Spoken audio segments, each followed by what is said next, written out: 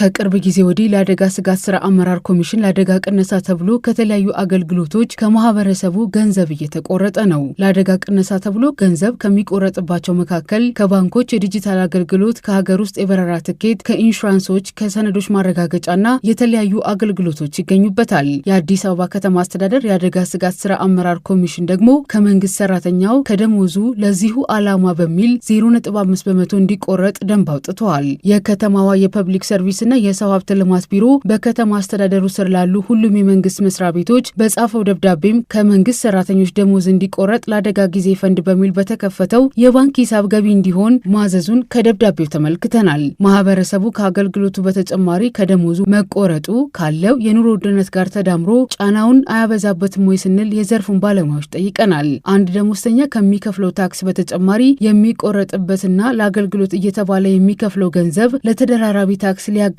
እንደሚችል ባለሙያዎች ያስረዳሉ። አቶ ዘሪሁን ጴጥሮስ የምጣኔ ሀብት መምህር ናቸው። እሳቸው እንደሚሉት ይህ የአደጋ ቅነሳ አዋጅ መንግስት የሚያደርገው ድጎማ እንዳለ ሆኖ ከተለያዩ ምንጮች የሚለው እንደተካተተበትም ነግረውናል። አሁን እየተቆረጠ ያለው በተለይም ከሰራተኛው ደሞዝ አሁን ላይ ዝቅተኛ ነው ቢባልም ከእያንዳንዱ አገልግሎት ጋር ሲደማመር ማህበረሰቡ ከሚያገኘው ገቢም አንጻር ከኑሮ ውድነቱም ጋር ሁሉንም ያማከለ ነው ማለት አይቻልም ሲሉ ያስረዳሉ።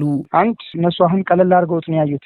ቢቆረጥባችሁ ትልቁ ብር 90 ብር ነው፣ 95 ብር ነው። አንድ ሰው ይሄን 10,000 ብር ደሞዝ ሊያገኝ ክፍያ ለዚህ ያህል ነው እያሉ ግን እንዳጠቃላይ ከእያንዳንዱ ሰርቪስ ከእያንዳንዱ ገቢ ምንጮች ላይ የሚቆረጥ ሌሎች ታክሶች እንዳሉ ሆነው መጠኑ በግለሰብ ደረጃ አነሰ እንጂ እንደ ሀገር ወይም እንደ ሴክተር በምንወስድበት ሰዓት ቀላል የሚባል ገንዘብ እንትን አይደለም። ሰው ይሄ አሁን እንደነገርኩሽ በዋናነት ኦብጀክቲቭን ታርጌት ለማድረግ መንግስት እየወሰደ ያለው እርምጃ አድርገን መጀመሪያ መውሰድ እንችላለን እንደመነሻ ማለት ነው፣ ዲፌንስም ለማድረግ እንዲቻል። ግን አሁን እንደ ችግር ደግሞ ካየ ነው መንግስት ይሄንንም ሳንቲም እንደው ሰዎች ኮምፕሌን በሚያደርጉበት ሰዓት የታክስ ወይ የገቢ ግብር ቅነሳ ይደረግልን ከምናገኘው ገቢ አንጻር ከኑሯችን አንጻር በጣም ታፍ ነው፣ ህይወት ከባድ ነው፣ እነዚህ ወቅታዊ ችግሮች እንደ ኢንፍሌሽን የመሳሰሉ ነገሮች እንዳሉ እየታወቀ ጥያቄ እየቀረበ አንዳንድ ያው በአመራርም ደረጃ ያሉት የሚመልሱት መንግስት ይሄንን ያህል ያጣል እንዲህ ይሆናል ከሚለው ነገር አንጻር ነው እየመለሱ ያሉትና የህዝቡን ችግር እያደመጡ እንዳይደለ እሱ በግልጽም እየታየ ነው። የቢዝነስና የኢንቨስትመንት አማካሪው አቶ ከፈለኝ ኃይሉ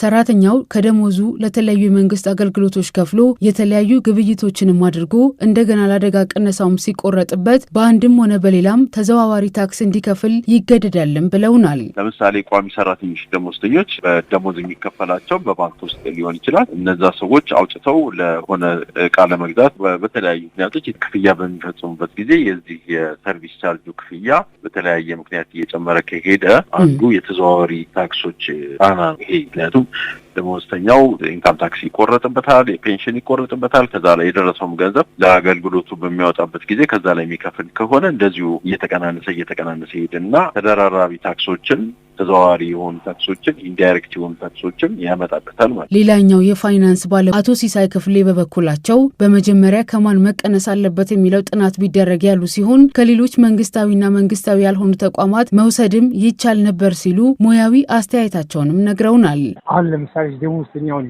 ዝም ብሎ ማንኛውንም 1% 2% ሳይሆን የደሞዝ እርከኑ ከዚህ ነው ይባላል እንደዚህ ይሆናል ተብሎ ቢደረግ ካታጎራይዝ ቢደረግ። ሁለተኛ አሁን ትልቁ የመንግስት ኢንስቲትዩሽን ላይ ቴሌ እንደ ባንኮች የማክሲመም ፕሮፊት ማርጂናሊቲ ያላቸው ድርጅቶች አሉ። ከነሱ ቢወሰድ የነዚህ አነስተኛ ሰለሪ ያላቸውን ሰዎች መዋጮ በዚህ ቢጣ። ሌላው ደግሞ መንግስት እነዚህን አይነቶች የአገልግሎት ክፍያዎች በማህበረሰቡ ላይ ከሚጨምር የግብር ስርዓቱን ቢያስተካከልና ጤናማ የሆነ የግብር አሰባሰብ ስርዓት ቢዘረጋ ጫናው ይቀንሳል ሲሉ የነገሩን የቢዝነስና ኢንቨስትመንት አማካሪው አቶ ከፈለኝ ኃይሉ ናቸው። ባሉት ላይ ጫና ከመጨመር ይልቅ የግብር ከፋዩን ቁጥር ማብዛት ይሄንንም ማድረግ ይችል ነበር። ይህንን ታክስ ቀላል፣ ተመጣጣኝ፣ ግልጽነት የተሞላበት ወይም ውጤታማ ኤፊሽንት ሲያደርገው እንዲሁም ቢዝነስና ኢንቨስትመንት የሚያበረታታ ወይም ኢኮኖሚን የሚደግፍ ሲሆን ነው ሌሎች አማራጮች መውሰድ የሚችለው። በዚህ ጉዳይ እርሶስ ምን ይላሉ ያልናቸው የምጣኔ ሀብት መምህሩ አቶ ዘሪሁን ጴጥሮስ ተከታዩን መልሰዋል። በታክስ ሂደት ራሱ ሰዎች በትክክል መክፈል የሚችሉበትን አማራጭ ቢከፍትና ሰዎች እንኳን ተገንዝበው ጥሩ ግንዛቤ ኖሯቸው ይሄ ታክስ ክልከላ ወይም ሽቀባ ምናምን የሚባል ነገር አለና እነዚህ አይነት ችግሮች እንዳይፈጠሩ ጠንከር ያለ የአስተዳደር ስራዎችን የሰራ ቢሆን የመንግስትም ሪዘርቭ ብዙ የዛን ያህል አይጎልም ነበር። ስለዚህ ለአደጋ ጊዜ የሚሆን ስጋት የተሻለ ሪዘርቭ ይኖረው ነበር። ስለዚህ ጫናው ስለበዛበት ወይም ስለበረከተበት እንደዚህ አይነት ውሳኔዎችን ወስኖ ወደ ተግባር ይገባልና ከዛ አንጻር ነው ባለሙያዎቹ እንደዚህ አይነቱ የአደጋ ጊዜ ቅነሳ በሚል የሚደረጉ የገንዘብ ድጋፎች በተለያዩ የዓለም ሀገራት እንዳሉና አሁን ያሉት የተለያዩ የተጋነኑ የአገልግሎት ክፍያዎች ግን ካለው የኑሮ ጫና አንጻር ማህበረሰቡ መሸከም የሚችለው ስላልሆነ ለዚህ መፍትሄ የግብር ስርዓቱን በማስተካከል ማቃለል እንደሚቻል ምክረ ሀሳብም ሰጥተዋል።